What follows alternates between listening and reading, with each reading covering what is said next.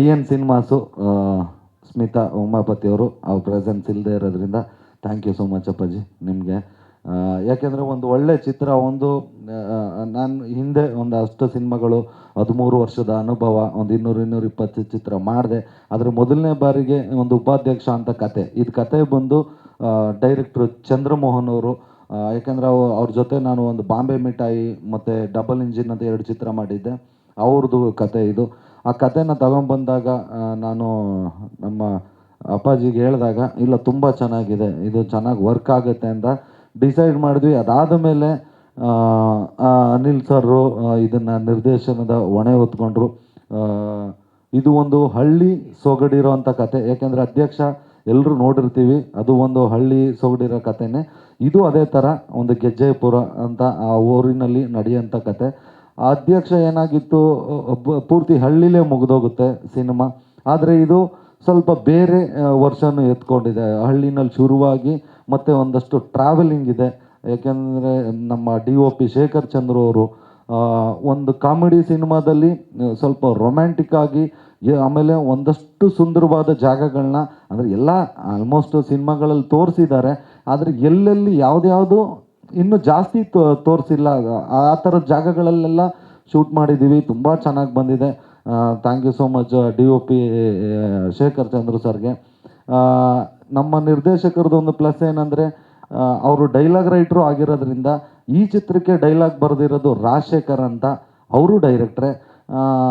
ಇವರು dialogue writer ಆಗಿರೋದ್ರಿಂದ ಒಂದಷ್ಟು ಸ್ಪಾಟ್ಗಳಲ್ಲಿ ತುಂಬ ಕಾಮಿಡಿ ತುಂಬ ಚೆನ್ನಾಗಿ ವರ್ಕೌಟ್ ಆಯಿತು. ಈಗೇನೋ ನಾವು ಒಂದು ಪ್ರೀ ಪ್ರೊಡಕ್ಷನ್ ಅಂತ ಕೂತಾಗ ಎಲ್ಲನೂ ರೆಡಿ ಮಾಡ್ತೀವಿ, ಬಟ್ ನಾವು ಲೊಕೇಶನ್ಗೆ ಹೋದಾಗ ಅಲ್ಲೇನೋ ಒಂದಷ್ಟು ಅಷ್ಟರಲ್ಲಿ ಏನೋ ಇಲ್ಲ, ಇದೊಂಚೂರು ಇನ್ನೂ ಚೆನ್ನಾಗಿ ಬರಬೇಕಿತ್ತು ಅಂದರೆ ಅಲ್ಲಿ ಒಂದು ಡೈಲಾಗ್ ರೈಟ್ರು ಇಲ್ಲ ಅಂದರೆ ಕಷ್ಟ ಆಗುತ್ತೆ. ಬಟ್ ಡೈರೆಕ್ಟ್ರೇ ಡೈಲಾಗ್ ರೈಟ್ರ್ ಆಗಿರೋದ್ರಿಂದ ಒಂದಷ್ಟು ಚೇಂಜಸ್ಗಳಾಗಿ ಇನ್ನೂ ಒಂದಷ್ಟು ಚೆನ್ನಾಗಿ ಅದ್ಭುತವಾಗಿ ಮೂಡ್ ಬಂತು. ಆಮೇಲೆ ಇದನ್ನು ಒಂದು 3-4 ವರ್ಷನೂ ಕೂತ್ಕೊಂಡು ಈ ಕಥೆನ ಮಾಡಿದ್ವಿ. ಯಾಕೆಂದರೆ 1 ವರ್ಷ ಮಾಡಿದ್ವಿ, ನಮಗೆ ಓಕೆ ಅನ್ನಿಸ್ತು. ಮತ್ತು ಇನ್ನೊಬ್ಬರು ಡೈರೆಕ್ಟ್ರ್ ಆ್ಯಡ್ ಆದರು, ಡಾಕ್ಟರ್ ಸೂರಿ ಅಂತ, ಅವ್ರು ಆ್ಯಡ್ ಆದರು. ಅವ್ರ ಪರ್ಸ್ಪೆಕ್ಟಿವ್ನಲ್ಲಿ ಇದೇನೋ ಒಂದು ಡೌಟ್ ಇದೆಯಲ್ಲ ಅಂದರು, ಮತ್ತೊಂದಷ್ಟು ಚೇಂಜ್ ಆಯಿತು. ಮತ್ತು ತರುಣ್ ಸುಧೀರ್ ಅವರು ಇದಕ್ಕೆ ತುಂಬ ಸಪೋರ್ಟ್ ಇದೆ. AP ಅರ್ಜುನ್ ಅವರು, ಈಗ ನನಗೆ ನೀನು ನಿನಗೆ ನಾನು ಅಂತ ಒಂದು ಸಾಂಗ್ ಇದೆ, ಅರ್ಜುನ್ ಜನ್ಯ ಅವರು 3 ಹಾಡುಗಳನ್ನ 3ನೂ ಅದ್ಭುತವಾಗಿ ಕೊಟ್ಟರು. 3ನೂ ನಮ್ಮ ಜನ ತುಂಬ ಚೆನ್ನಾಗಿ ಸ್ವೀಕಾರ ಮಾಡಿದ್ರು. ಆದರೆ ಅದರಲ್ಲಿ ಒಂದು ತುಂಬ ದೊಡ್ಡಿಟ್ಟು ನಮ್ಮ ನಿರೀಕ್ಷೆಗೆ ಮೀರಾಯಿತು. ನಾವು ಅಂದ್ಕೊಂಡಿದ್ವಿ, ನಾನು ಫೋನ್ ಮಾಡ್ತಾನೆ ಇದ್ದೆ ಆನಂದ್ ಅಡಿ ಅವ್ರಿಗೆ, ಇನ್ನೂ 1 ಮಿಲಿಯನ್ ಆಗಲಿಲ್ವಲ್ಲ ಸರ್, 1 ಮಿಲಿಯನ್ ಆಗಲಿಲ್ಲ, 2 ಆಗಲಿಲ್ಲ ಅಂತ. ಬಟ್ ಅದು ಇವತ್ತಿಗೆ 9 ಮಿಲಿಯನ್ ಆಗಿದೆ. ರಿಲೀಸ್ ಆಗೋಷ್ಟರಲ್ಲಿ 10 ಆದರೂ ಆಗುತ್ತೆ. ಒಂದು ಕಾಮಿಡಿ ಪಿಕ್ಚರ್ಗೆ ಆ ಥರದ್ದು ಒಂದು ರೊಮ್ಯಾಂಟಿಕ್ ಸಾಂಗ್ ಸಿಗೋದು ತುಂಬ ಕಷ್ಟ ಅನ್ಕೊತೀನಿ.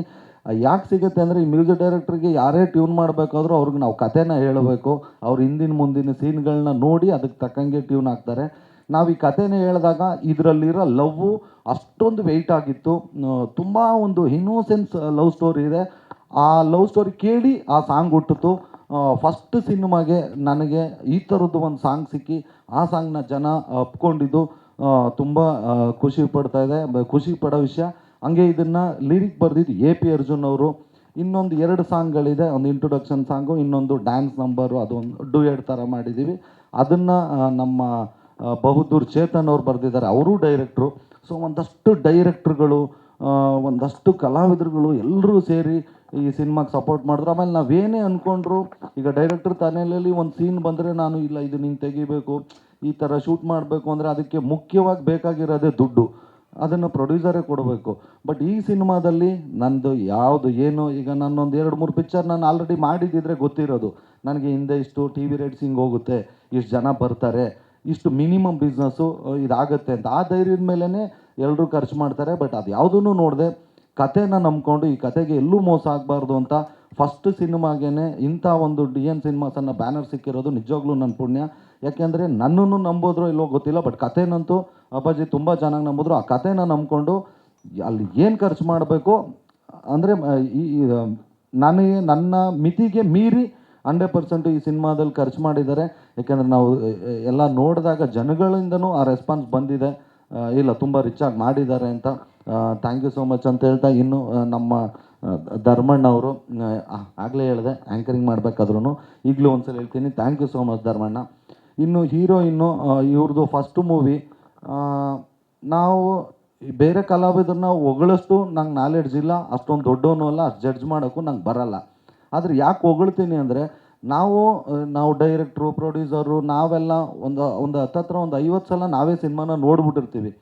ಹಂಗಾಗಿ ಇದನ್ನು ನಾವು ಒಂದಷ್ಟು ಫ್ಯಾಮಿಲಿಗಳ್ಗೆ ಹಾಕೋಣ, ಅವ್ರದ್ದು ಇನ್ಪುಟ್ಸ್ ತಗೊಳ್ಳೋಣ, ಎಲ್ಲಾದರೂ ಏನಾದರೂ ಸಣ್ಣ ಪುಟ್ಟ ಚೇಂಜಸ್ ಇದ್ದರೆ ಮಾಡ್ಕೊಂಬಿಡೋಣ, ಏನು ನೋ ಪ್ರಾಬ್ಲಮ್ ಅಂತೇಳಿ ನಮ್ಮ ನಿರ್ದೇಶಕರ ಫ್ಯಾಮಿಲಿ, ನಮ್ಮ ಅಪ್ಪಾಜಿಯವ್ರ ಫ್ಯಾಮಿಲಿ, ಹೀರೋಯಿನ್ ಫ್ಯಾಮಿಲಿ ಎಲ್ಲರೂ ಹೆಂಗಸರು ಮಕ್ಕಳೆಲ್ಲ ಬಂದು ಸಿನಿಮಾ ನೋಡಿದ್ರು. ಎಲ್ಲರೂ ಅವರೇ ಹೇಳ್ದಂಗೆ ಮಕ್ಕಳುಗಳ ಕಣ್ಣಲ್ಲಿ ನೀರು ಹಾಕೊಂಡ್ರು, ಹೆಂಗಸರು ನಕ್ಕು ಕಣ್ಣಲ್ಲಿ ನೀರು ಬಂತು. ಆಮೇಲೆ ಫ್ಯಾಮಿಲಿಗೆ ಯಾಕೆ ತೋರಿಸ್ವಿ ಅಂದರೆ ಎಲ್ಲಾದರೂ ಮುಜುಗರ ಇರೋ ಥರ ಸೀನ್ಗಳಿದ್ದರೆ ಕಟ್ಟೆ ಮಾಡ್ಬಿಡೋಣ, ಯಾಕೆ ಬೇಕು, ಯಾಕೆಂದ್ರೆ ನಮ್ಮದು 100% ಫ್ಯಾಮಿಲಿ ಪಿಕ್ಚರು ಅನ್ನೋ ಉದ್ದೇಶಕ್ಕೆ ತೋರಿಸಿದ್ವಿ. ಯಾರಿಗೂ ಬೇಜಾರಾಗಲಿಲ್ಲ. ಆಮೇಲೆ ಎಲ್ಲರೂ ಸಿನಿಮಾ ಮುಗಿದ್ಮೇಲೆ ಹೀರೋಯಿನು ಹೊಸ ಹುಡುಗಿ ಥರ ಮಾಡಿಲ್ಲ, ಇದು ಫಸ್ಟ್ ಮೂವಿ ಥರ ಇಲ್ಲ, ತುಂಬ ಚೆನ್ನಾಗಿ ಮಾಡಿದ್ದಾರೆ, ನಿಮ್ಮ ಮೂವಿಗೆ ಹೀರೋಯಿನ್ನು ಪ್ಲಸ್ಸು ಅಂದರು. So thank you so much madam.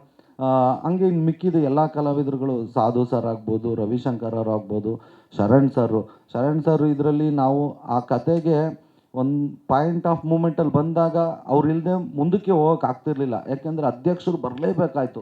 ನಾವೆಲ್ಲ ಕೂತ್ಕೊಂಡು ಬರ್ಕೊಂಡ ತಕ್ಷಣ ಒಂದೇ ಒಂದು ಮಾತು ಕೇಳಿದ್ದು ಶರಣ್ ಸರ್ನ, ಹಿಂಗೆ ಬರ್ಕೊಂಬಿಟ್ಟಿದ್ದೀವಿ, ನಿಮ್ಮ ಗೆಸ್ಟ್ ಅಪಿಯರೆನ್ಸು ಪ್ಲೀಸ್ ಮಾಡಿಕೊಡಿ ಅಂದರೆ, ಯಾವುದು, ಏನು, ಯಾಕೆ, ಎಷ್ಟೊತ್ತು ಬರುತ್ತೆ ಏನೂ ಕೇಳಲಿಲ್ಲ. ಫಸ್ಟ್ ಟೈಮ್ ಮಾಡ್ತಾಯಿದ್ದೀರಾ, ನಿಮ್ಗೆ ಒಳ್ಳೇದಾಗಲಿ, 100% ಬಂದು ಮಾಡ್ತೀನಿ ಅಂತ ಮಾಡಿಕೊಟ್ಟಿದ್ದಾರೆ. ಪ್ರತಿಯೊಬ್ಬರು ಅವ್ರವ್ರ ಸಿನಿಮಾನ ಅವ್ರವ್ರು ಚೆನ್ನಾಗಿದೆ ಅಂತ ಹೇಳ್ತಾರೆ, ಹೇಳಲೇಬೇಕು, ಯಾಕೆಂದ್ರೆ ಅವ್ರವ್ರ ಕರ್ತವ್ಯ. ಬಟ್ ಆದರೂ ಇದು ತುಂಬ ಚೆನ್ನಾಗೇ ಬಂದಿದೆ 100%. ಏನಕ್ಕೆ ಅಂದರೆ ನಾವು ಪ್ಲ್ಯಾನ್ ಮಾಡಿದೆ ಮೊದಲನೇ ಸೀನಿಂದ ಕ್ಲೈಮ್ಯಾಕ್ಸ್ ತನಕನೂ ಎಲ್ಲೂ ನಗಿಸ್ತೇ ಬಿಡಬಾರ್ದು, ನಗ್ತಾನೆ ಇರಬೇಕು ಅಂತ. ಬಟ್ ಒಂದು ಸಿನಿಮಾ ಅಂದಮೇಲೆ ಬೇರೆ ಎಲ್ಲನೂ ಇರಬೇಕು, ಕಾಮಿಡಿನ ಹೊರತುಪಡಿಸಿ ಮಿಕ್ಕಿದೆಲ್ಲನೂ ಇದೆ. ಒಂದು ಲವ್ ಇದೆ, ಒಂದು ಅಪ್ಪ ಮಗಂದು ಎಮೋಷನ್ ಇದೆ, ಅಪ್ಪ ಮಗಳದ್ದು ಎಮೋಷನ್ ಇದೆ, ಒಂದಷ್ಟು ಫ್ರೆಂಡ್ಶಿಪ್ಗಳ ಬಾಂಡಿಂಗ್ ಇದೆ, ಒಂದಷ್ಟು ಊರಲ್ಲಿ ಕೆಲಸ ಮಾಡದೆ ಓಡಾಡ್ತಿರ್ತಾರಲ್ಲ ಹುಡುಗರಿಗೆ ಅವ್ರಗಳದ್ದಿದೆ. ಈಗ ಒಂದು ಚಿತ್ರನ ನೋಡ್ಕೊಬಂದ್ಮೇಲೆ ಆಚೆ ಸುಮಾರು ಜನ ಕೇಳ್ತಾರೆ, ಏನು ಮೆಸೇಜ್ ಇದೆ ಈ ಪಿಕ್ಚರಲ್ಲಿ, ಕೇಳ್ತಾರೆ ಏನು ಮೆಸೇಜ್ ಕೊಟ್ಟಿದ್ದೀರಾ ಅಂತ.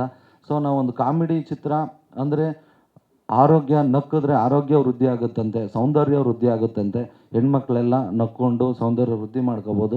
ಇದರಲ್ಲಿ ಕಾಮಿಡಿ ಪಿಕ್ಚರು, ಬಟ್ ನನಗೆ ಟೆನ್ಷನ್ ಆಗಿಬಿಟ್ಟು ನಂದು ಸೌಂದರ್ಯ ವೃದ್ಧಿ ಆಗಿಲ್ಲ. ಬಟ್ ಬೇರೆಯವ್ರು ನಮ್ಮನ್ನು ನೋಡಿ ನಕ್ಕದಾಗ, ನಮ್ಮ ಸಿನಿಮಾ ನೋಡಿ ನಕ್ಕಿದಾಗ ಅವ್ರಿಗೆ ಸೌಂದರ್ಯ ವೃದ್ಧಿ ಆಗುತ್ತೆ. ಆಮೇಲೆ ಇಂಟ್ರೊಡಕ್ಷನ್ ಸೀನಲ್ಲಿ ತುಂಬ ಒಳ್ಳೆ ದೊಡ್ಡ ಮೆಸೇಜ್ನ ಕೊಟ್ಟಿದ್ದೀವಿ ನಾವು.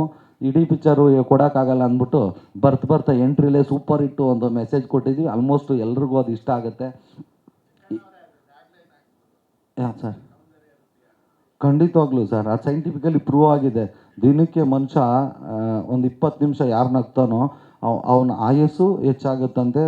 ಹೆಂಗೆ ಸೌಂದರ್ಯ ವೃದ್ಧಿ ಆಗುತ್ತಂತೆ ಅಂದರೆ, ನಕ್ಕಿದ್ರೆ ಏನೇನೋ ಹಾರ್ಮೋನ್ಸ್ ಬಿಡುಗಡೆ ಆಗುತ್ತಂತೆ ಬಾಡಿನಲ್ಲಿ. ಸೊ ಅದರಿಂದ ಒಂದಷ್ಟು ಸೌಂದರ್ಯ ವೃದ್ಧಿ ಆಗುತ್ತೆ ಅಂತ ಯಾರು ಹೇಳಿದ್ದಾರೆ, ಅದನ್ನು ಕೇಳಿದ್ದೆ. ಹಾಂ, ಕರೆಕ್ಟ್.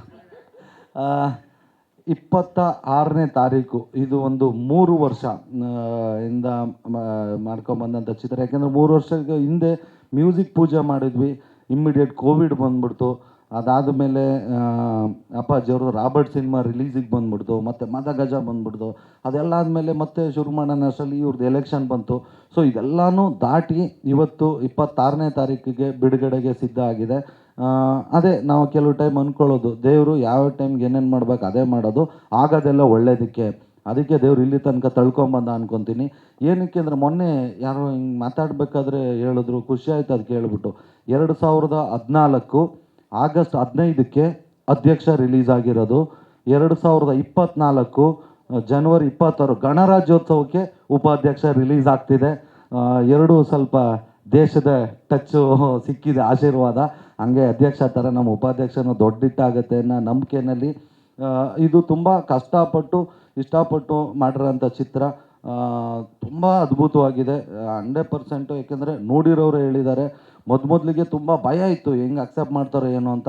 ಬಟ್ ನಾವು ಒಂದೊಂದೇ ಕಂಟೆಂಟ್ಗಳನ್ನ ಬಿಡ್ತಾ ಅದಕ್ಕೆ ಜನರದ್ದು ಆಶೀರ್ವಾದ, ಸಾಂಗ್ಗಳಿಗಾಗ್ಬೋದು, ಟ್ರೈಲರ್ಗಾಗ್ಬೋದು ಸಿಕ್ಕಿದಾಗ ತುಂಬ ರಿಲೀಫ್ ಆಗಿದ್ದೀವಿ. 26ಕ್ಕೆ ಬಿಡುಗಡೆ ಆಗ್ತಿದೆ.